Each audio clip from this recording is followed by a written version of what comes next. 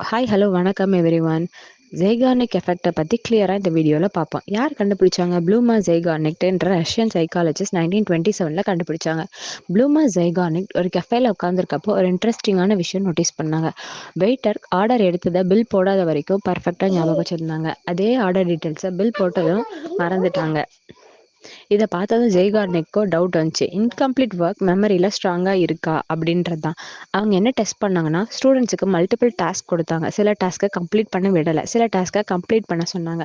பின்னாடி டாஸ்க்கை ரீகால் பண்ண சொன்னாங்க. ரிசல்ட் என்னன்னா, இன்கம்ப்ளீட் டாஸ்க் கிளியராக ஸ்ட்ராங்காக ரிமெம்பர் பண்ணாங்க. கம்ப்ளீட் ஆன டாஸ்க்கை ஃபாஸ்ட்டாக ஃபர்கெட் பண்ணிட்டாங்க.